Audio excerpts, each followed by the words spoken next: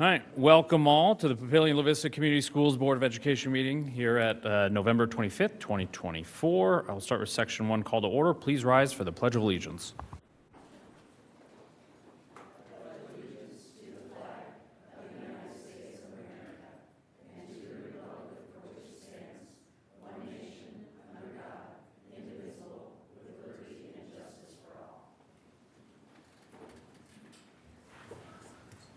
Roll call. Ms. Wood? Here. Mr. Lotus? Here. Mr. Madler? Here. Ms. Fisher? Here. Ms. Witt? Here. Mr. Bailey? Here. All present? Thank you. I'd like to remind everyone that we have the copy of the open meetings law posted at the entrance to the room. Moving now to section 2, communications, recognition. This one's a fun one. Dr. Rickley. Thank you very much, Mr. Madler, members of the board. This is indeed a fun one. So for those of you that are regular watchers or attenders of our board meetings, you'll know that at least once a month we try to carve out some time on our agenda to single out students and or staff who have brought honor or distinction to the school district, to their school building, to their program. And we have a couple of different groups that we're delighted to be recognizing this evening. So we've got 2 different groups we're going to ask to come down, another that we're going to recognize. So what we'll do is we'll pause in between each of the 2 groups. We'll come down, Dr. V will take our pictures if we do have moms and dads in attendance, and I think we do. Please feel free to come down, join us, and take a couple of pictures. Certainly a very special night. The very first group that appears on the agenda is Papillion La Vista South High Girls Volleyball, a group that is certainly no stranger to these board evenings. They have been recognized a number of times. Of course, they were your state champions, your Class A state champions. A couple of things that make this particularly fun. There's our Titans. One, they didn't drop a single set in the state tourney, so they played 3 nights, 3-0, 3-0, 3-0. I was there for 2 of the 3 nights. I made it down Friday, Saturday night. I didn't make it on the opening round. They played with energy. They played with passion. They played with pride. They make their school and their school district extremely proud. So very, very thrilled to have them back. They are coached by none other than Katie Tarman, teacher at Papillion La Vista South, who some of you may recognize, was recognized by the Omaha World Herald as the Female Coach of the Year last year for very, very good reason. And perhaps most impressive of all, this Titan squad has won the title 4 times out of the last 6 years. And when you look at that roster, we're really sad to see our senior ladies leave, but this is a pretty loaded team, and I wouldn't be surprised to see them back this time next year. So, ladies, it is for these reasons and many more we are so proud to congratulate you. Lady Titans, please come on down and be recognized by your community and Board of Education.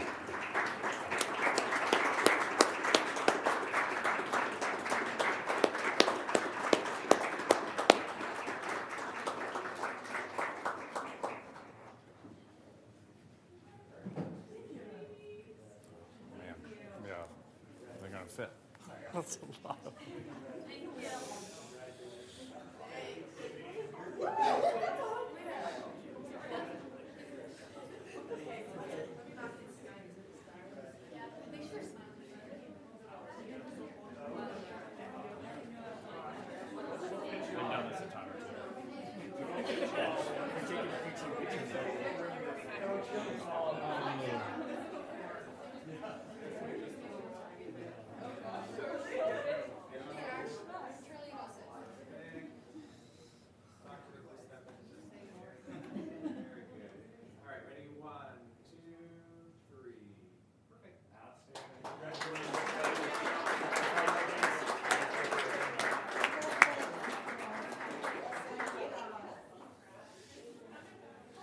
So excited, ladies. Thank you for being here. And we do, incidentally, have a member of our Superintendent's Advisory Council on that team, too. Good luck, Ms. Deerstead at Rutgers next year. Moving on to the next group we are honoring. We have a group of monarchs, Papillion La Vista High School, and their sponsors here from the student, representing the student council. This is really cool. Also, Stephanie, I saw Stephanie, and I also saw Ms. Skradsky there. Thank you, sponsors, for making an appearance on behalf of our students. So we had a number of monarchs who were recognized at the 2024 Student Council State Convention. 3 formal awards. You can see our team posing with some hardware there. The Monarch Student Council received the Outstanding Student Council Award, much coveted. Patrick O'Connor was selected for the All-State Council, very high honor, and Lexi Souza was named an Emerging Leader, which is a sophomore level award. Presumably she's going to continue to serve the next couple of years. She was singled out for her outstanding character and leadership, and we'll no doubt be hearing from Lexi in future years. I don't know how many made it, but I know we've got at least the sponsors here. Stephanie, Margaret, please come down and be recognized by your community and Board of Education. Congratulations.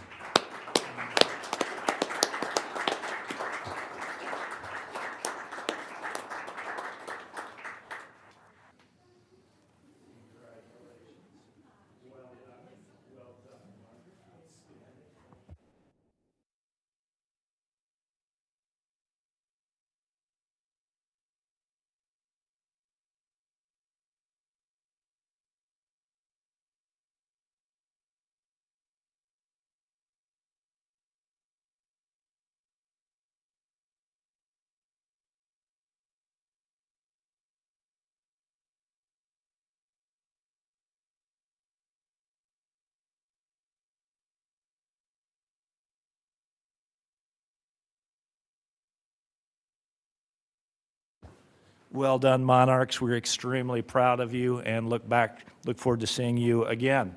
This next group was not formally recognized, but it was a related event, so we wanted to make sure and recognize. South also had some Student Council Award winners.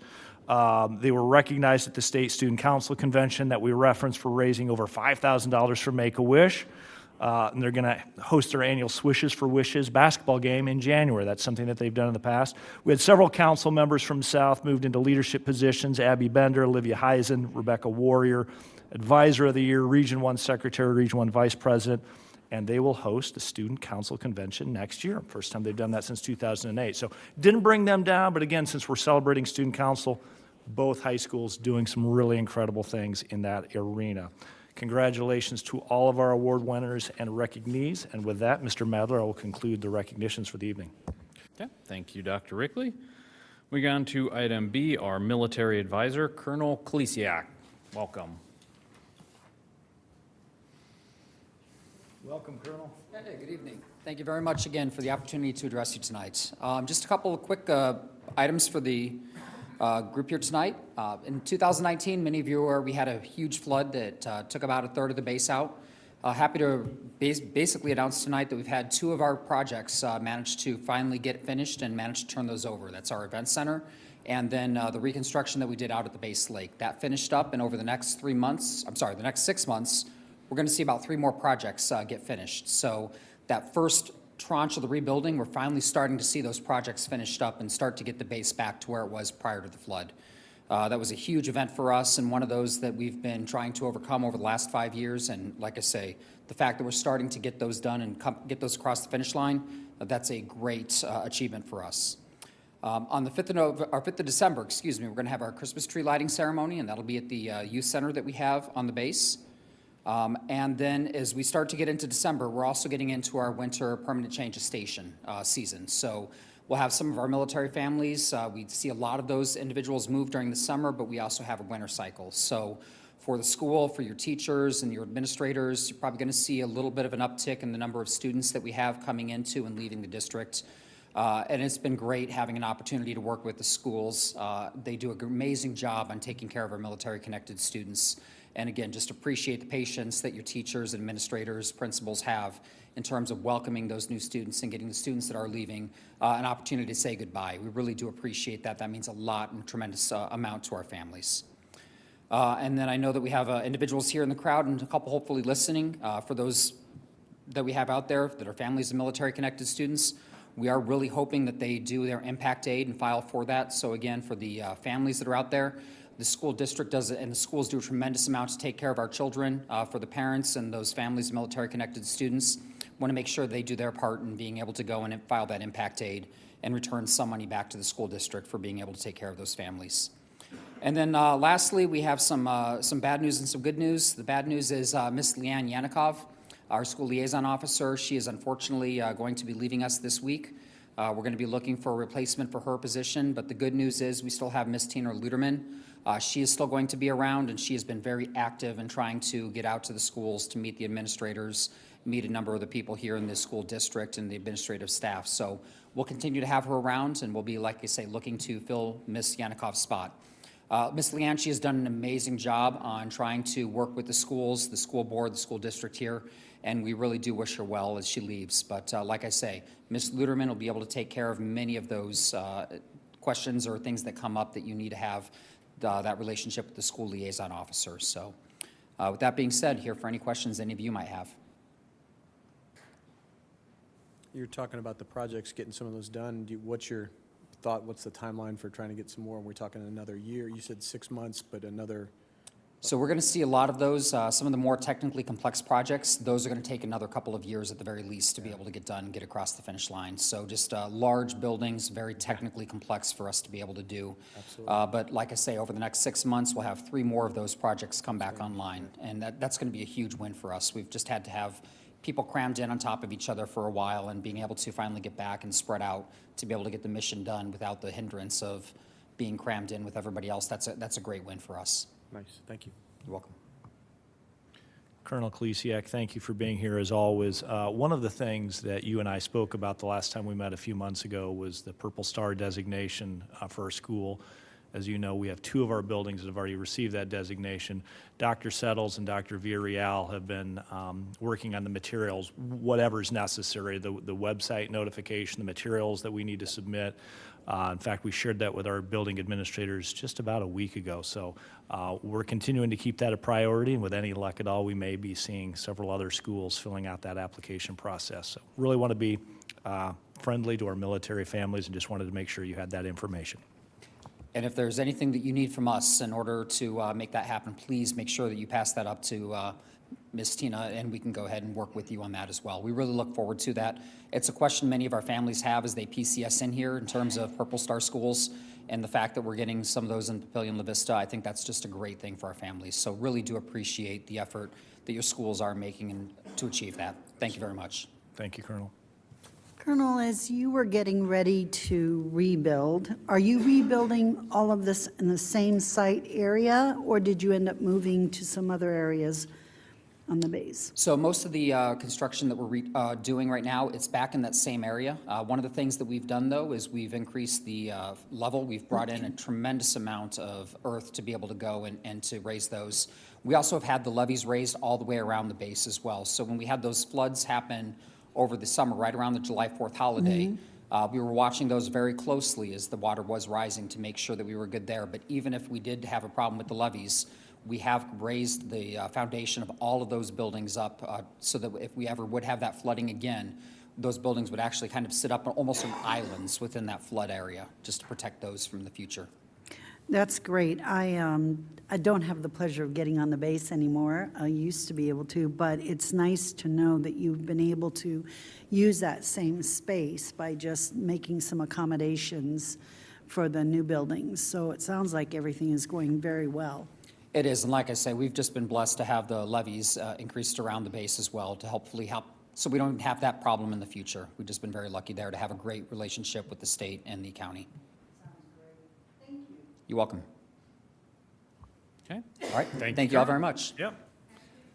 Happy Thanksgiving. Moving on to item C, we have a presentation tonight, PLHS EL program overview. Ms. Siri. Yes, good evening, Board of Education. Tonight I'm going to welcome Mr. Ryan to come up along with Leah Peach, and we have Mr. Bales here, and we also have Missy Jabins for support. But we are lucky enough, as you know, I reach out to schools and I ask them for things that we'd like to showcase to bring the classroom into the boardroom. And Mr. Ryan responded right away, and he said, I think it would be great if we could talk a little bit about our English language program that the Monarchs host for both high schools. And so we voluntold Leah that she did such a great job presenting to the staff that we would like her to come and share that information with you. So I'd like to welcome both of them here tonight. And Jason, I'll turn it over to you. All right, thank you, Ms. Siri. One quick note on the student council recognition. The state conference this year was at North Platte, and the Monarchs and Titans shared a bus. And I heard from our sponsors just how cool it was for our students to work together, the collaboration, the dialogue they had, eating lunch together. So just another cool addition on top of the recognition that both schools received. So again, thank you. Ms. Siri alluded to it, but Ms. Peach spoke to our staff, came to Mr. Bales and I and said, hey, I'd like to talk about our English Learners Program and share some information with our staff. And we said, yeah, absolutely. And after her presentation, our staff, their eyes were opened, great conversations, some great takeaways, lots of questions, and we said, you know what? We need to do our presentation. We had some different ideas for the board here. We said, let's get Ms. Peach in front of our board. So our EL population continues to grow. You'll see some great slides and representation of where our program is, where it was, where we're headed. And I can't thank Ms. Peach enough for her leadership and just commitment to our students. Missy Jabins, her work and commitment and collaboration as well. I think our HR team, our numbers exploded this summer, and we asked our HR team, hey, can we get some additional support? So they looked at our numbers, crunched the numbers, and they allowed us to have one more para. So we have 2 EL paras just dedicated to our EL population. So we're excited. We're proud to have this program, this population of students on our campus, and they're bringing a lot of things to Monarch High. Over winter break, one of the things we're going to do, and we're stealing this from another metro school, I won't name that school, but we were there for a volleyball competition, and we added this summer our foreign exchange flags to our building on the south side. So in our cafeteria, we're going to have representation of all of our EL students with their country's flag in our cafeteria with a heading, and we're excited about that. Just another opportunity to say thanks and welcome to Monarch High. So with that, I'll turn it over to Ms. Peach. Thank you. First off, I would like to thank the board for giving me this opportunity to speak to you about our EL program at PLHS. Also, thank you to Mr. Ryan, Mr. Bales for asking me to share tonight, or I guess voluntolding me. As Mr. Ryan said, I am the EL teacher at PLHS. I've been at PLHS for 17 years, but my duties don't just end at PLHS. Like Ms. Suri said, I am the high school EL teacher. I work with both schools. Although I am just at Monarch High, I do give services and offer some advice and things to teachers at South. I've even split my time between the 2 schools for about 3 years, from 2017 to 2020, and currently PL South has 7 active students. So a little bit more about me. So like I said, I'm the one EL teacher, and I have 2 amazing paras. I actively collaborate with all of the staff that's involved in the EL, with EL students. One of the big things that I do is I determine their EL status of the incoming students. I either test them or I do research if they're coming from a school that they might have already had services at. One of the things that I determine is whether or not they're going to stay with me or whether they're going to go to the newcomer program. Our newcomer program is currently housed at Ralston High School, where the newcomer teacher there works with both our students and the students at Ralston, and students there can attend for up to a year. At our high school, we have different levels of students. I offer 3 levels of an English language development class. These are structured based on our EL standards for the state of Nebraska, and they're kind of based on their English language proficiency level. It's not just on their grade level. Most of my classes have 9th through 12th graders. So a little bit about the English language proficiency assessment. So we call it the ELPA. It is the state mandated standardized test for EL students. We administer it every spring. The test has 4 sections, so a speaking section, a listening section, reading and writing. And based on how those students perform, they get a score. So a 1 would be they're emerging in their English, a 2 would be early intermediate, 3 intermediate, 4 they're proficient, and they can even score a 5, which is like advanced proficient. And each section is given a score, and then it's kind of tallied up where they're kind of given a main score.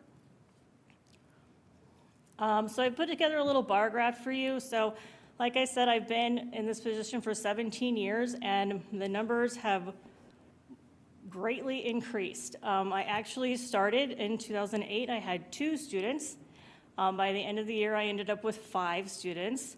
And those numbers kind of continued to increase. We had around 15 up until both schools kind of combined, and Papillion La Vista High became the site school. We kind of stayed around 25 until last year when we had 47. Quite the jump.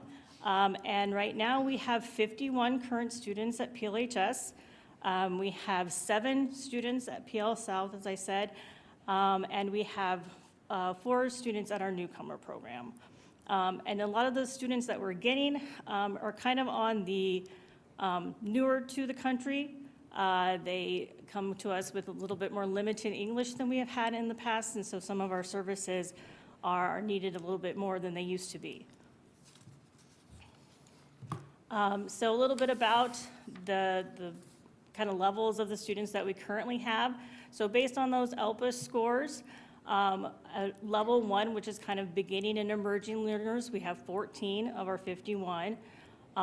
Level 2 are early intermediate learners, there's about 8 of them. And then level 3 is kind of our biggest group. Those are our intermediate learners. So some of those students would be ones that I would have in a class, and some of them, they're kind of just out and they might get pulled for tests and quizzes to get extra help.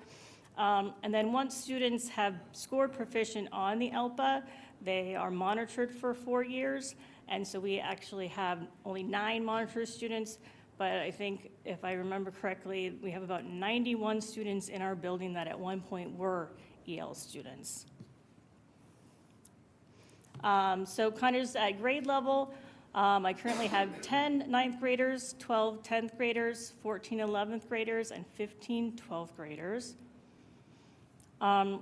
This is a little map that I made up. So each one of the little suns represents where we have some students from. I put kind of a bigger sun on the United States because we have quite a few students who are actually from the United States, who were born in the United States. We have 12 students who are born here. It doesn't mean that they've been here the entire time, because a lot of our students might be born here, and then they might go back to their parents' home country and then come back eventually. Little pie graph for you of the different languages that our students speak.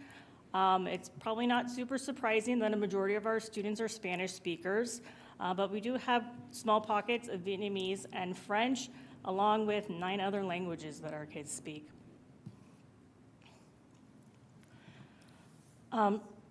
So the main purpose, obviously, of my presentation was to kind of give you all kind of a better understanding of the EL program at PLHS. And I hope that through my presentation, you kind of take away a few big understandings. So an understanding that the EL population is constantly growing and changing. And that's not just at PLHS. If you ask any of the EL teachers at any of their other site schools, their numbers are growing as well. Understand that our EL students are taking challenging and rigorous classes where they're not only learning the English language, but they're also learning content. So our students take the same classes as everybody else does. They have to meet all of the same graduation requirements as everybody else does. Please understand that the students from our EL program are coming from all sorts of different backgrounds: cultural, educational, economic, religious. So to kind of give you a little example of some students, we do have some students who are refugees, and some of them are currently learning English as their 3rd language because we're not the first place that they've come for refugee status. I even have one student who is taking a Spanish class, so it's going to be her 4th language. We have students who have been sent to the United States to live with distant relatives or even family friends, so that they can have a chance at a better education and a better future. We have students who have not attended school for extended periods of time, sometimes because of unrest in their home country or just not having school close to where it is that they live. And we also have students whose parents in their home countries were doctors and lawyers, and they came to us from the best schools, and they're very well educated. It's a wide variety. And also, just understand that PLCS EL students and their parents are really extremely important, yet sometimes often underrepresented part of our district. So thank you so much for this opportunity to speak to you tonight. I'd be more than happy to answer any questions you might have. Before you answer questions, I just want to, Leah's very humble, but the unique thing about, I think, being an EL teacher, especially in the high school, is Leah constantly has to reinvent herself along with the paras that she works with, because the level of proficiency that the students have changes, our numbers change quite often, if that's fair to say. And then just when we think we have some of the languages figured out, we're introduced to a new language. So it is a very nimble position, and not only is she advocating for students in all of those areas, but then she's also trying to cover the mass courses with all the different teachers that a high school presents. So she does have to be very nimble and reinvent herself and be advocates for those students, because even though they're learning to acquire a new language, it doesn't mean that they're not able to learn content or that they're not smart. And so Leah's great at doing that and helping teachers bridge that as well.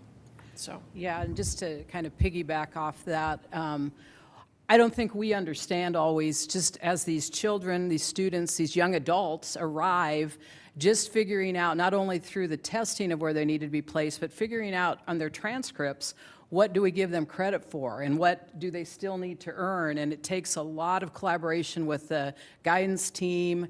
A lot of times it takes a lot of research as you have to go into that country and figure out what these classes were and where we should place them. And our staff does a great job of really working to give kids credit where credit is due, but also then figuring out, it's a big puzzle to figure out, and that takes a lot of work on Leah's part and her team's part and the whole staff, really. So these are wonderful kids and wonderful families, and I know they add a lot to the culture of the building. They're a joy to work with oftentimes, but it is really, you know, with 50 students up there, that's an individualized program for each of those kids. And you look at that huge jump in numbers, and I noticed that when I was at the middle school recently, how much their numbers have increased. So you're going to get more next year. Yeah. So, you know, but you're doing great work. They're great kids, and but I can't overstate how much hard work it is to meet the needs of these individuals and help them, you know, achieve the goals of graduation, and it's a challenge, definitely. So kudos to you and the team at Papillion La Vista High School. And I think to Ms. Siri's point about Ms. Peach and our two paras, Ms. Vickerman and Ms. Bystock, just their love for kids. When we hear from families, it's becoming contagious and throughout the district that this is a place to be for the opportunities for their teachers, how much they care, how they're going to differentiate, how they're going to individualize and get them across the finish line and give them opportunities. So again, Ms. Peach, Ms. Bystock, Ms. Vickerman, they're instrumental in what's going on there at Monarch High. So we thank Leah for her leadership. Our second language students don't necessarily start at the high school level, do they? So how do you, I know that at La Vista West, there's a lot of culture there. I remember being there for a liaison lunch, and they had all the flags up in their hallway, and it was just a wonderful thing to see that diversity in that building. So how do we help our elementary students with second language? Well, we also have site schools at the elementary level, and the elementary school EL teachers are phenomenal. Usually if they start at the elementary level, I don't get to see them. I don't get to hang out with them because they do such a great job. I have a quick question. You said that they get assessed on the ELPA, state required, and I'm assuming that's at the beginning. Is there something that's given later on to be able to see what kind of movement they're making or what kind of progress they're making? When students first come, I do give them a test. It's called the ELPA Screener, which is from the same company as the ELPA. It's kind of actually a shortened version of the ELPA. The ELPA is like the summative test. It's the bigger version, and we take that usually in February. So that's kind of the one that we use from year to year to see what their growth is. And the ELPA in the summative is given at the same time across the state, so that way it's comparative. And it is not an easy test. I think that's one thing that we need to understand. It is a rigorous assessment of kids in 4 different areas. Those kids actually have to do a place where they speak. There, so it covers the 4 areas, and if they, they might be proficient in part of it, but not in other parts of it.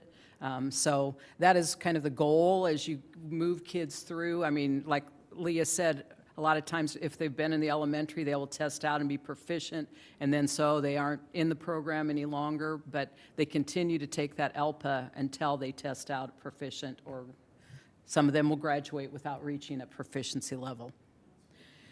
Are your students involved in, I know last year you had a multicultural activity at the high school that was very successful. Do your kids participate in that in any way, shape, or form, do you think? So we actually had our last staff development day, Papio Proud, that's the name of the group. They did a presentation for us, and I talked to the girls and I said, I would love for you to come and talk to my kids, because in the past, I've had kids who have been here longer who kind of understood more high school type things. They were much more involved in kind of the current student population that I have. And so they're not getting as involved as they used to in the past.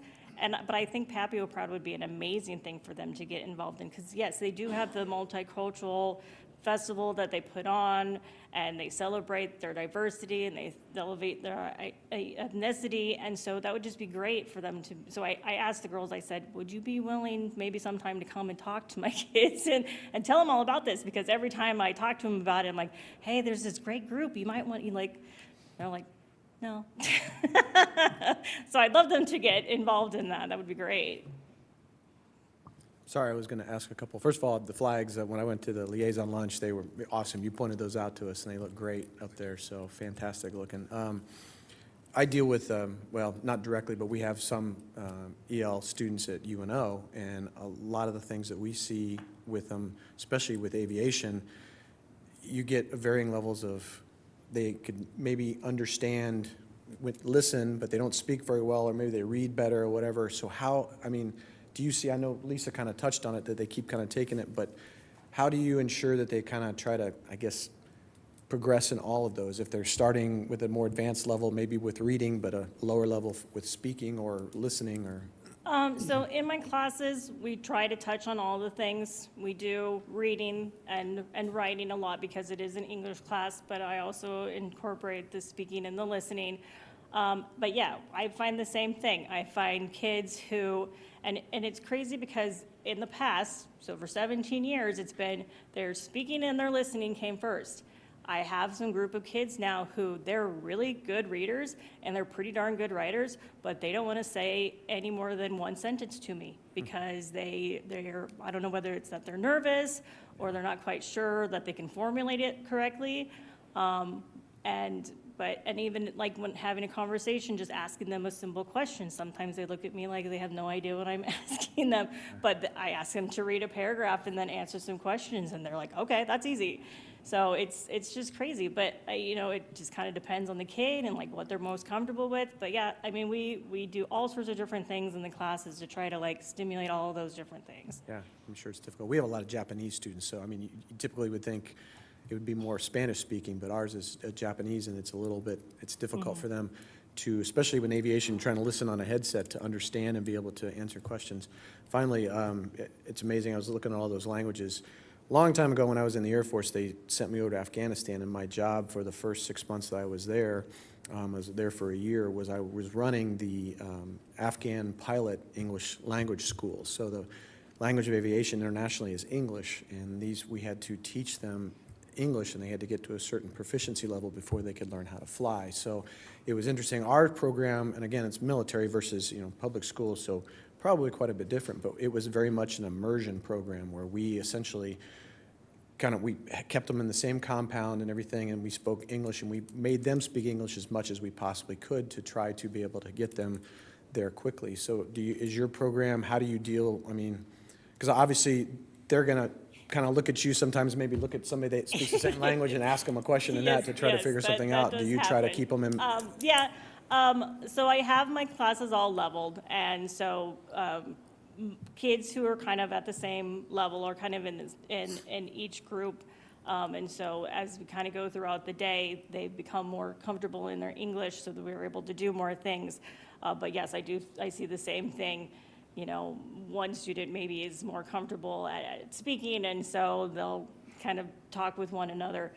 You know, unfortunately, well, okay, not unfortunately, but I can't force them. Yeah. I can encourage. Yep. I can support as much as possible, but it really has to be them wanting to do it, to be motivated, to really want it for themselves. Yeah, absolutely. Yeah, we found the same thing, but that's amazing. And I tried to learn a little bit of Pashto and Dari. I can't imagine these kids that are learning their third and fourth languages because I was lost after about it. Yeah, so thank you so much for what you do. Thank you. Ms. Peach, thanks for putting the presentation together. I love presentations like this that allows us to, put a spotlight on these programs in our schools that, the community doesn't always see and highlight the importance. So thank you for putting that together and spending your Monday night with us. We talked a lot about the students, but I'm guessing typically when a student's not proficient in English, there's probably also parents and guardians that are the same. How do we help support the whole family or the parents when they come to the district as well, so that the parents understand what's happening in the district if they don't speak English that well, or how do we get them to understand the potential resources that are available to them if they don't speak English? Well, we have the ability to use something called Language Line, which all of our schools are very proficient in doing it, and they can call a phone service and ask for a certain interpreter, and then the interpreter can either call the family, or if the family's there, they can put them on speakerphone and be able to talk with them that way. It helps in a pinch. Obviously, it's nice to have like that actual interpreter in the room with you. So Claudia Pinto is usually our go-to Spanish interpreter. She heads Pinto Interpretation. She's phenomenal. Maria Weaver is the community liaison in Ralston. She's also one of our interpreters. She knows all the ins and outs of education because she's been in education as a para and a liaison forever. We do what we can. Spanish is easier, obviously, than anything else because we have a plethora of Spanish interpreters to help. We have a few Vietnamese, and that kind of is what we have. Lutheran Family Services has some things that we can use as well. I wish there were more things for us to have so that families could be more involved, because when we have like parent-teacher conferences, we usually don't have many parents show up. Actually, I had more this last time than I have in quite some time, but I also have a lot more kids than I have in quite some time. But even it was like, maybe 3 parents the entire night. And it's just because they don't maybe feel the connection or feel like, the communication is going to be lost even with an interpreter. And so I wish we had access to more resources, but I don't know exactly what more else is out there. And to your question, Mr. Madler, much like we do with all our kids, if based on the situation, it's a team approach. We might, counselors, we might pull in our social worker. We'll get Missy Javins involved, Dr. Sauer on some curriculum and trying to make decisions. So it's kind of case by case, but we know we've got great people that care about kids and they're resourceful and we'll do what we can to access resources as needed. And if you do come up with those potential other options that you'd like to see us look at to better support the students' family, flag that up so that we can take a look at it. And then, I guess I wrote down like 7 questions, but one more question, and then I'll probably send the rest to Dr. Rickley for follow-ups.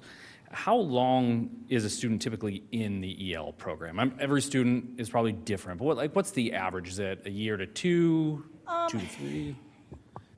I think it probably really depends on what language they're coming to us from. Some languages transfer easier. Statistics would say 5 to 7 years. Some could be less than that, some could be 3. I've had students in the past who went to the newcomer program, came back, and within like a year with me, they exited, so like 2 years. And I've had students who have gone through Papillion La Vista schools since preschool and graduated and still haven't passed the ELPA. So, like you said, it kind of depends on the student, but statistics would say around 5-ish to 7 years. Gotcha. And I lied, one more question. I apologize. So you saw the big increase in students last year and over 50, 52 or something We're at like 51 that? right now, yeah. 51. At what point does the district have to rethink the staffing levels? I know we got another para, but at what point do you think like, okay, that's too much for one EL? Well, the state doesn't really have a number as to, you get to this number, then you get another teacher. We don't really have much guidance for that. I'm very thankful that we were able to add another para that makes Mrs. Vickerman and I a little less spread thin as we were last year to have Ms. Biastock with us. I don't know if there is an actual answer for that, but like I said, the state really doesn't have guidance as to you make this many numbers, then you get to add another one. Yeah, Leah's correct in that there isn't a lot of guidance, but we do participate through ESU with other districts, and so that's one way that we kind of try to be comparable, like what is working for you, what's not, because it is difficult because of that flux, because sometimes it's not even a whole year, or you'll get a kid that's not even, they're very fluent in their native language, but they can't write their native language, so there's just so many pieces that, again, that's why Leah has to be nimble. I also want to put in just a couple of quick plugs. We're going to use Title I funds to get some earpieces. This is kind of new technology for me. I'm sure it's not for Leah, but we're going to buy at some of for our schools that have EL programs, and we're hoping maybe to spread that. But the concept, and Leah, if I get this wrong, correct me, is that the parent would wear the earpiece, and the earpiece interprets for the parent to hear in their native language, correct? Yes, so So it would reduce- the headphones are called time kettle headphones. I haven't used it because there's an option where you have an app on your phone and you can wear one of the headpieces and the parent or the student wears the other headpiece, and you do like a tap and then it'll kind of go back and forth between the languages. I've only used it so far in doing testing and just giving directions to a student in their native language. So I've just kind of done it one way. I haven't had an opportunity to do the other before, but I know some of our elementary schools have used it a lot more than I have. Yeah, so we're excited about that because we think sometimes not having a translator is a barricade for a family, and we're hoping that they'll feel more comfortable. So we're looking forward to that. And then the other part is Leah and Missy, and I know the other EL, they also provide like a newsletter, and the state puts one out, and sometimes we steal information from that too, that we're trying to help those families transition with their kids, and especially when it comes to like planning for the next steps, whatever that is, if it's elementary to middle school, or so on. So those are a couple of pieces, but the title funds are going to help us with the earpieces, so we're excited about that. I just had one last thing. I think for students, it's very hard when the family doesn't speak English. And I never realized how really difficult that could be until we have a Hispanic family move in next door. 14-year-old freshman this year is the only one that speaks English enough for you to understand. Dad is working on it. Mom speaks no English, and his little sister, who's 7, does not speak English. But one of the things that I'm so impressed by this young man is he's trying to help them understand, but he's out with my husband a lot when my husband's working out in the yard because he wants to have English conversation to help him get better at that. And that truly goes to show that these kids really want to learn, but it's hard when you're family. So I think they face an awful lot of barriers, and we need to do all we can, and it sounds like you're just doing an amazing job to help these kids. Really appreciate the efforts going into that. Thank you. Okay, any other questions, comments? No? Yeah, I apologize for keeping you up here that long. Well, thanks again for putting the presentation together. Thank you, Mr. Ryan, thank you, Mr. Bales. Yeah, thanks for coming. Thank you. Yeah.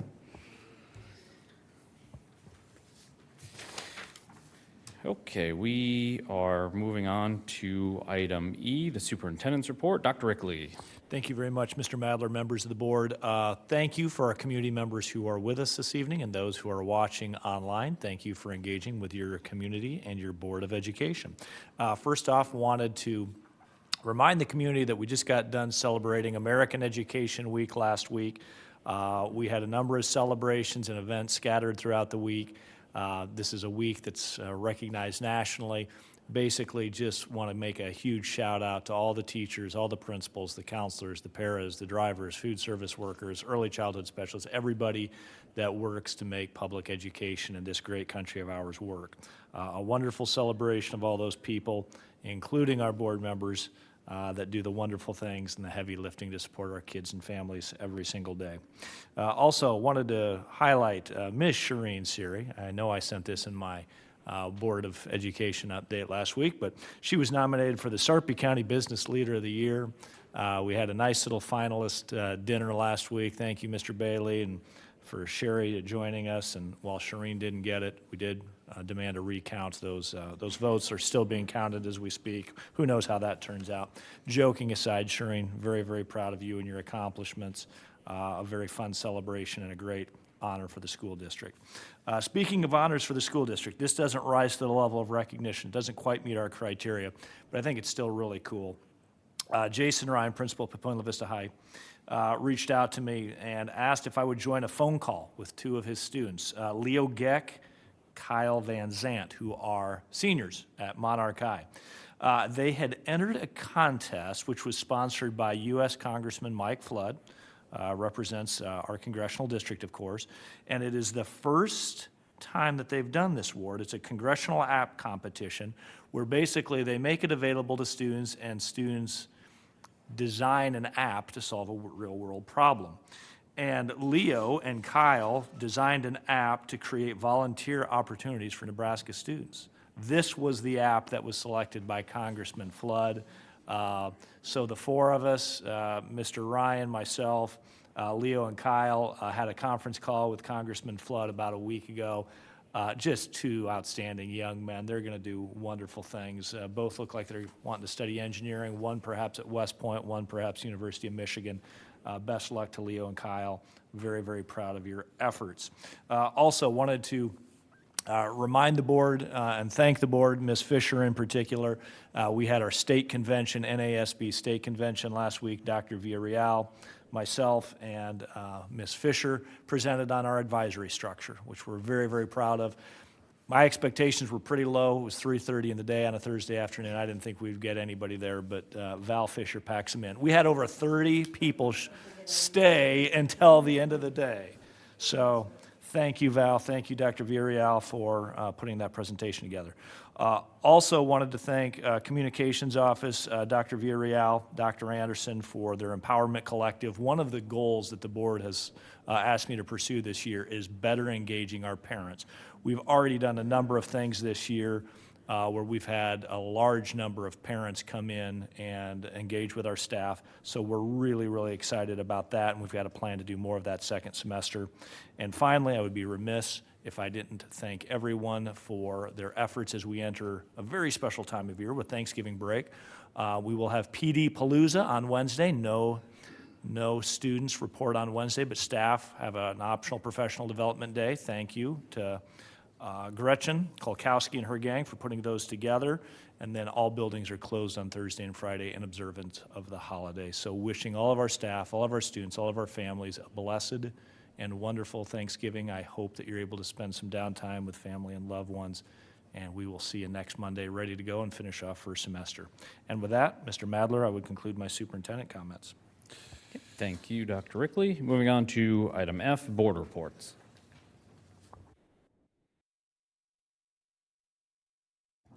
I was able to attend the state convention last week, November 21st and 22nd, and had the opportunity to hear some very good general session speakers on topics of servant leadership and other motivational topics. Also had the opportunity to further my learning as a board member by attending sessions on topics such as social media, school finance, strategic planning, and negotiating were some of the topics that I attended sessions on. And then the last session of the day, we had Commissioner Maher speak and identify for us that his topics of focus as he moves forward are literacy, attendance, and workforce solutions. So it was a good conference. Enjoyed attending it with Ms. Fisher and Ms. Witt, and again, walked away with some good learning taking place.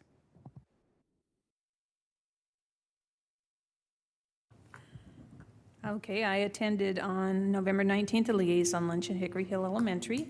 Some of the celebrations that they mentioned were Elementary Plan Day, the PLCS Pick-Me-Ups, ELA Toolbox, with many of the people in the room offering to participate anytime they have a toolbox session. Sampson Construction is performing their bond work in the building, and they were real appreciative of how close the construction company works with the teachers and what a nice presence they are in the building.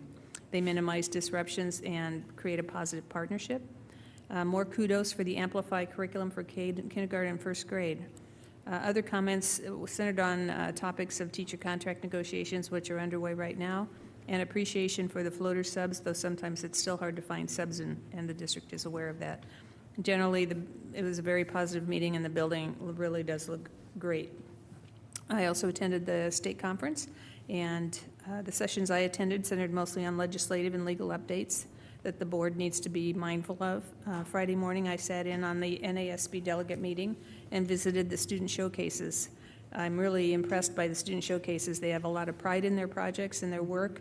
One school had a video and sample of a camera that was built using various pieces of electronics that I couldn't even tell you what they were, and their 3D printer, and they attached it to a rocket in the Mojave Desert that mimicked the surface of the moon, and so the camera had to capture pictures of certain elements on the moon surface.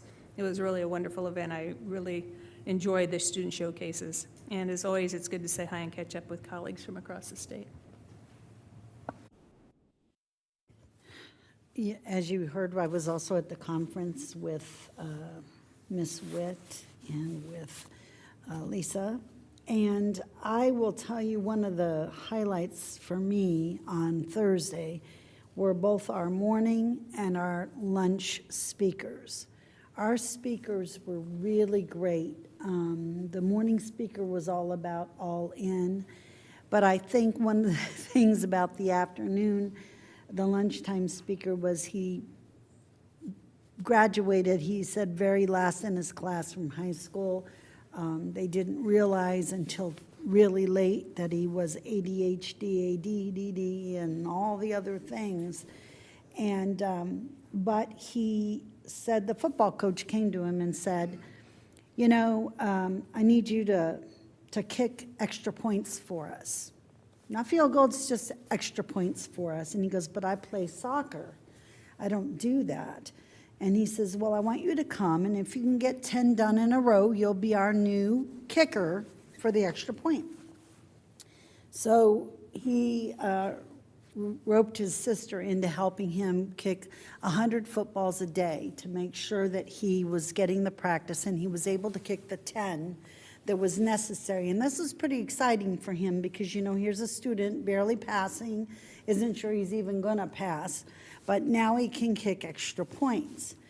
Well, I don't remember if it was the championship game, but I believe it was a championship game. Yep. And all of a sudden, you know, they're down a couple points, and it's the end of the game, and they need to kick a field goal to win. And coach says, get out there, you're kicking this field goal. And he goes, I don't kick field goals, I kick extra points. And And the coach said, I don't care, you're going out there. And then he actually played the very, very old video of this happening out on the field. And here was this kid who's, barely passing and not successful. And all of a sudden, they set it up and he kicks it and he gets the field goal and they win the state championship. And everybody goes crazy. And that they even had the film footage was pretty amazing. But it just goes to show you that sometimes it's about how much you believe in yourself and how much others believe in you to be successful. He was a great speaker as well, and that's half the fun, is not just the sessions are great, but the speakers are good, and I think Dr. Rickley really enjoyed the desserts. Just had to put that in there. But the presentation that Dr. Rickley and Mr. Villarreal and I did, I was really impressed because we did have quite a few people there that late in the day. But more than that, we had a lot of questions asked about our different programs, and people even came up afterwards and said, can I call you or the district or somebody? I want more information, especially the student advisory, but others. One gentleman said, I've been on the board for a while and we don't do anything like this. I'm beginning to feel like I need to get a little bit more involved in ways that we can reach out to our community, which was great to hear. That was the whole point of the presentation. So it was a pleasure to present with the two gentlemen, and I thought it went over very, very well. And that's all I've got. Okay, thank you, Ms. Fisher. On my side, we had a liaison lunch at Parkview a couple Fridays ago. We had a couple sixth graders take us through the construction projects over lunchtime. Boyd Jones was out grilling out some hamburgers for lunch. Smelled amazing. But the sixth graders took us through the building, coming together well. The staff at the school say it's been a pleasure to work with them, and they're hoping to open up that new edition, but here in almost a month and a half or so, right, beginning of January, when we come back. So the space is looking great, and I know everyone is excited to open it and get the students in those new spaces. Then after that, we did our usual liaison lunch, cut a little short because of the tour, but I appreciate the staff being willing to have the open conversation. The standard topics that we went through allowed them to ask questions to us and talk to them about how this year is going compared to previous years. Are we seeing improvements in areas? Where do we need to see improvements in areas? So I just appreciate them having that open conversation with us at the lunch. Any other board reports? Nope. Okay.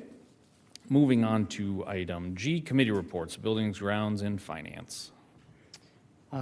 We have not met since the last meeting. We have a meeting scheduled in early December. Human resources and student services. We have not met. Curriculum and Americanism. We met on November 12th. We covered a wide array of topics. Many of them will be coming before the board as we move on into the new year. We did talk about the summary for the IDEAL program. We talked about the Nebraska CIP 5-year visit and the SEL curriculum resource review. We also had some discussion about the legislative priorities for 2025 and talked a little bit about the Learning Community 2.0 grant. So lots of great information, had a lot of good discussion, and more to come for the board and the public as we move into the next year. Okay. Moving on to section 3, action items. Item A, action by consent. I'll make a motion to approve the action by consent as written. I'll second. We have the motion by Mr. Bailey and a second by Ms. Fisher. Any discussion? Roll call. Mr. Lotus? Yes. Mr. Madler? Yes. Ms. Fisher? Yes. Ms. Witt? Yes. Mr. Bailey? Yes. Ms. Wood? Yes. Motion carried. Thank you. Moving on to item B, the 2025-26 school calendar. Dr. Settles. Thank you very much. In front of you, you have pretty much exactly what you saw the last time. We have removed the draft, and we have put a date of today, should this be adopted today. But this calendar does include 173 student days for elementary students, 175 days for our secondary students. It shows 187 days for staff. There are an additional 3 days not shown for parent-teacher conference time that our staff does spend as well in preparation and meeting time. The first day of school for students would be August 12th for K through 7 and 9th grade students, and then everyone else would have their first day on August 13th. Then the last day of school for students would be May 22nd of 2026. We do have spring break scheduled from March 16th through 20th. I will answer any questions if you had anything further in the meantime. I'll make a motion to approve the 2025-26 school calendar as presented. Second. Okay, we have the motion by Ms. Fisher and a second by Ms. Witt. Any discussion, questions? No, roll call. Mr. Madler? Yes. Ms. Fisher? Yes. Ms. Witt? Yes. Mr. Bailey? Yes. Ms. Wood? Yes. Mr. Lotus? Yes. Motion carried. Okay, thank you. Thank you, Dr. Settles. Moving on to Section 4, discussion information items. Item A, the superintendent evaluation of 2024-25. Dr. Rickley. Thank you very much, President Madler, members of the board. Just as a reminder to the community, I mention this 3 or 4 times every single year, but I think it's important that the community and the staff understand how the board evaluates me as the superintendent. So typically the process starts in the late summer when the board has a retreat where we talk about potential goals for the upcoming school year. The board typically takes action on anywhere between 4 to 6 goals would be very typical. Very often the goals carry over from year to year. Once the goals have been adopted, then there's at least 2 follow-up reports that we provide to the board. Typically one in December, the midway point in the school year, typically another in May, June at the conclusion of the school year, and I give status update reports on this goal we've made progress on, this goal we still have some work to do. The board actually evaluates me in December. Hasn't always been that way, and the question may ask, well, why would you evaluate your superintendent in the middle of the school year rather than the end of the year, which is the way it used to be done?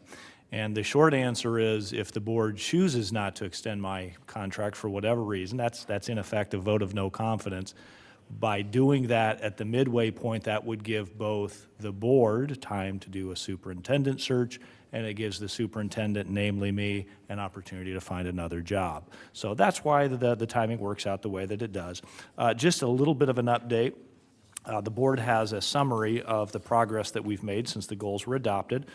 There are 5 broad goals. The first one deals with strategic planning. This is probably the goal where we've done where most of the progress will be backloaded. So we talk a lot about the external accreditation visit, which will occur in January, strategic planning, which will occur after then. Ms. Siri and her team have done a terrific amount of work preparing for those both processes, but more information will come on Goal 1. Goal 2 deals with communication and engagement strategies. I referenced a little bit of the work that Dr. Villarreal and his group have done. But there have been a number of different groups that have been working to advance our communication and engagement efforts. One of the very specific things that shows up in my report is when our administrative team evaluated me last May, one of the things that came up was visibility and collaboration. So to that end, we had an external facilitator come in, meet with our administrative team, and we have some really good data and some actionable data on that. Goal number 3, implement enhanced curriculum instruction and technology priorities, a very broad category. Many of these deal with Ms. Siri's team, though certainly not all. There have been a number of things that have happened there. You're going to see the State of the Schools report coming in December, which outlines our student achievement results. We're very happy there. We referenced the SEL curriculum, adoption of the ELA. We referenced the Learning Community Grants 2.0. So there's any number of areas that we've made measurable improvement. Goal 4 deals with Dr. Settle's team, recruitment and retention. I think that Dr. Settle's team has done some really incredible things there with parent-to-teacher programs. We've done some innovative programs with walk-in Wednesdays. We're just doing a really nice job of not only increasing our reach, but finding creative ways to keep staff that are here. That's one of many functions that we use our student advisory and our staff advisories to talk about where are we doing a really good job in recruiting and retaining staff, where can we do better. And then finally, goal number 5, bond facility and safety projects, which is largely Mr. Richards' team. It's pretty amazing, the volume of work that's been done. I think Mr. Richards told us by the end of this summer 2025, we'll be at approximately at the 50% mark. We've made substantial progress there. The buildings, the elementary buildings that are being renovated look wonderful.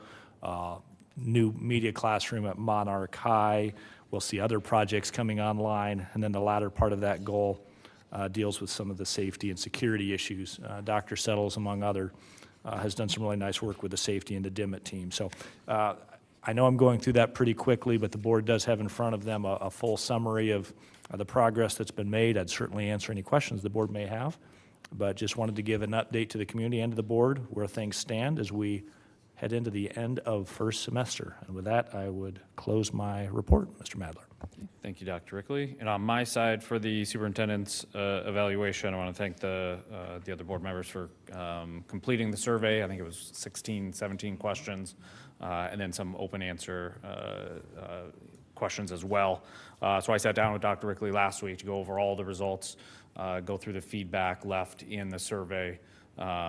And I think the most important question was our desire for Dr. Rickley to continue his employment. All 6 of us answered in the affirmative, but that was the evaluation that we discussed last week. I think we will then vote on in the next meeting. Okay. Any questions on Dr. Rickley's or the survey? I just have a question. Will we be seeing, as board members, seeing the results of that survey? Yeah, I guess, yeah, I don't know. Because we I don't know did if it was not. sent out previous years, Yes. the summary of it. Yes. Yeah, I think, Mr. Madler, the way it worked in the past was the board president sat down with me, went through the results, which Yeah. you've already done, and then I think Kathy would follow that up by pushing that out to all 5 board members, well, the other 5, all 6, so that they could see the results in aggregate. Yeah, So, perfect. if Yeah, that you wanna works send with that out? board. Yeah, we'll get that sent out. Sorry. I wondered, and maybe it's too early, maybe this isn't official yet, but there is a large amount of state money for literacy in that grant. And I know that that's something that we hope to be involved in, and I wondered if that should be put under number 3. Ms. Wood, a really, really important point. Ms. Siri may have some thoughts on this too. So one of the things that Commissioner Maher talked about in his remarks last week was the Nebraska State Literacy Grant. Nebraska received just shy of $56 million to implement a grant that basically the intent is we want stronger readers tomorrow than we have today. And the commissioner approached Ms. Siri and I don't know, about 6 weeks ago, I guess, to see if Papillion-La Vista Community Schools might have any interest in partnering with the state on a grant. Ms. Siri and her team put together a preliminary proposal. We don't know the particulars yet because I think the department's still figuring out the particulars. We heard a little bit of that from the commissioner last week. We suspect most of the dollars, the $55 million, will focus on enhanced professional development, training for our staff. So we will absolutely partner with NDE. Again, I don't think we've gotten any firm feedback yet back from NDE, but Ms. Siri, can I put you on the spot, see if we've gotten any additional follow-up since talking to NDE? Yeah, I'm currently working on it. We won't know anything until March 1st, and then they will open it up to sub-grants, but with the learning community piece, we'll have to do a little bit of work there because they're both close to the same thing, so. Really important point. So we'll find out more on the Nebraska State grant, but props to Ms. Siri for the Learning Community 2.0 grant, which I referenced. That's $390,000 a year for the next 5 years. Those dollars will also be earmarked for literacy initiatives. We're going to have stronger readers at the end of the day, and this will be a big part of it. Any other questions, comments? No? Okay. Moving on to item B, the PLCS addition project overview. Mr. Richards. Thank you, Mr. Madler. Good evening, everybody. Greg Steeren from BCDM is here tonight to kind of give us an overview of two programs coming up. We'll start with Papillion La Vista South High School. Usually when we come to this phase, we want to kind of share the project. We're getting pretty close to having it bid out by the contractor, and we'll have a guaranteed maximum price fairly quickly once we present this to the board. So this is part of the 2023 bond that was passed by our voters. So I'll turn it over to you, Mr. Steeren. All right, thank you very much, Brett, and thanks everyone for having me here today. So I think I should have kind of start with an aerial photo and site plan of South High here. So obviously a pretty large campus there. The two smaller blue rectangles there are the two additions as part of this project. So north being to the left as we're looking at this. So on the left side, there's about a 1,200 square foot storage addition that will be back by where that current dock leading into the back of stage area is for performing arts. And then on the south side of the building, that's a flexible classroom space, which is kind of abutting the practice gymnasium between that and the athletic fields there. So as we look to the next slide is a more zoomed in floor plan. Again, still the two rectangles representing those two additions, but also a significant amount of renovation in the green there is the theater itself. From a maintenance standpoint, the stage flooring needs to be replaced, but there's general house lighting, theatrical lighting, some sound equipment and things that are still original to the building. And then some of the back of house areas as well that would adjoin that blue storage addition. So just to give some more space there that would be shared by performing arts, vocal music and band.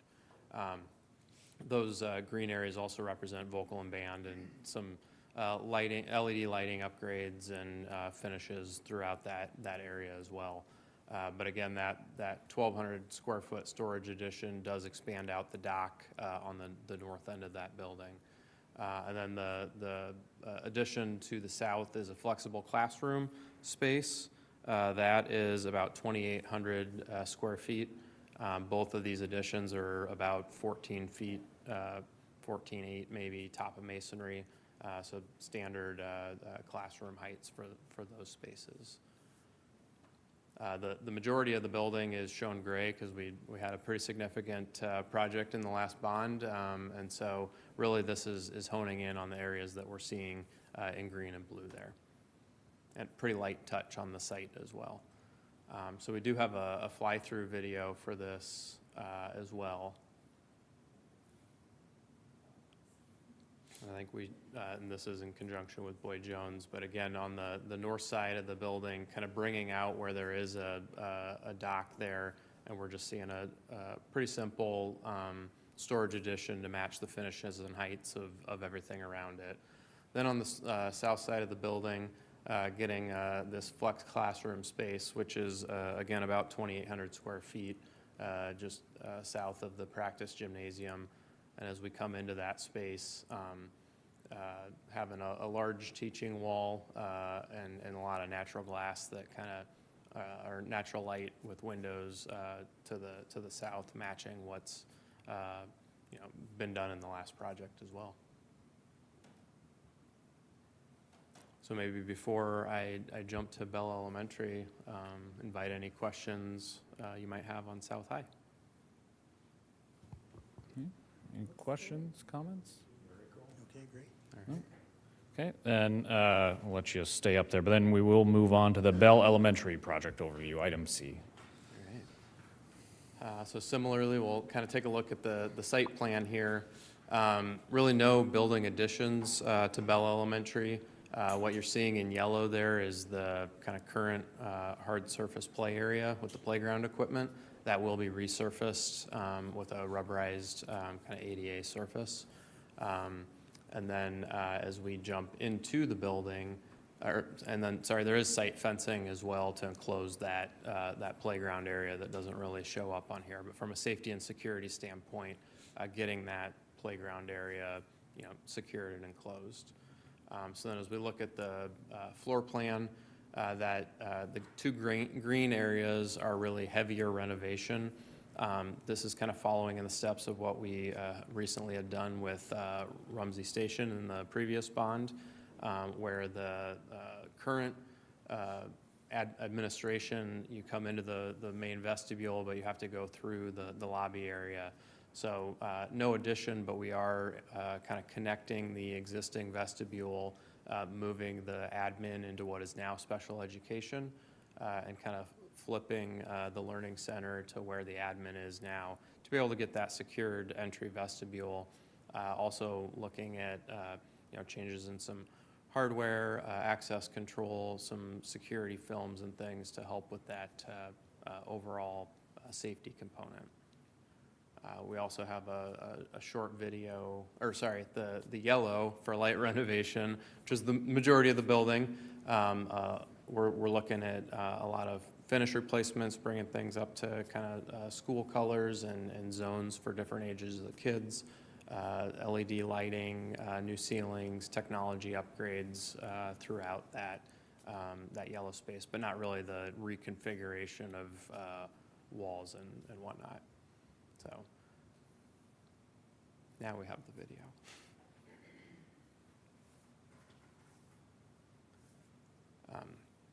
So again, no addition here, but we are adding a window in the existing exterior wall on the right so that admin has a better view out to that front entrance.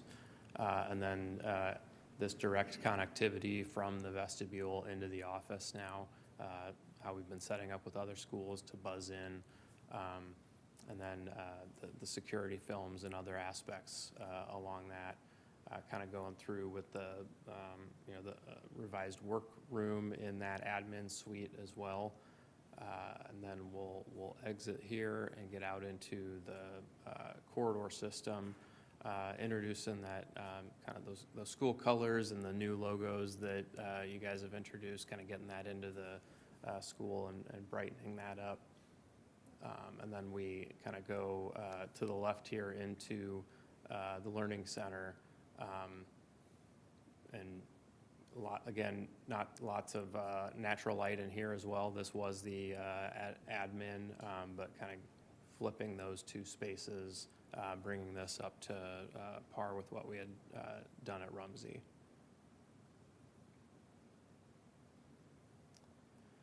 And then again, as we're going through and upgrading, to LED lighting and doing the ceilings, adding pops of color in those drywall bulkheads, and then going into the media center, like we've been doing at other elementary schools, trying to get a little bit of specialized lighting, not being able to raise the volume up too much, but trying to give that kind of a more elevated feel. And then here, a different color to signify the kindergarten wing, right? So helping with wayfinding with those colors for the younger kids. And just kind of showing what one of the typical 3 kindergarten classrooms would feel like after the renovation. So as Brett mentioned, I think South High is in bidding currently. Bell Elementary will go to bidding here in a couple of weeks and look to start construction for kind of the May timeframe when school is over for because it's all renovation. And then that would look to end around July, August of 2026. I think for the Papillion La Vista South High School, you said that one's Boyd Jones. Remind me, who is doing Bell? Is it Sampson or Boyd Jones? Bell is actually a design bid build Oh, okay. project. So there are a couple schools that are going the design bid build route yet. Bell and then Portal, which I'll come back and talk to you again here real shortly. Those two are design bid build. Okay, perfect. Thanks. Any other questions, comments? No? Yep. Appreciate the videos. Yeah, thank you very much. All right, thank you. Okay, I'm going to skip item D for now, and I'll come back to it. I'll move on to section 5, the future board calendar. November 27th, 2024, no school. It's a staff trade day. November 28th through the 29th, 2024, no school. Offices are closed for the Thanksgiving holiday. And then December 9th, 2024, our next Board of Education meeting at 6 p.m. here at the central office. So moving back up to item D, the certified negotiations is the possibility of going into a closed session. I would make a motion that we go into closed session for the protection of public interest while discussing employee negotiations. Second. Okay, we have the motion by Ms. Wood and a second by Ms. Fisher. Any discussion? No? Roll call. Ms. Fisher? Yes. Ms. Witt? Yes. Mr. Bailey? Yes. Ms. Wood? Yes. Mr. Lotus? Yes. Mr. Madler? Yes. Motion carried. Okay, so we will move out of our open session at 7:20.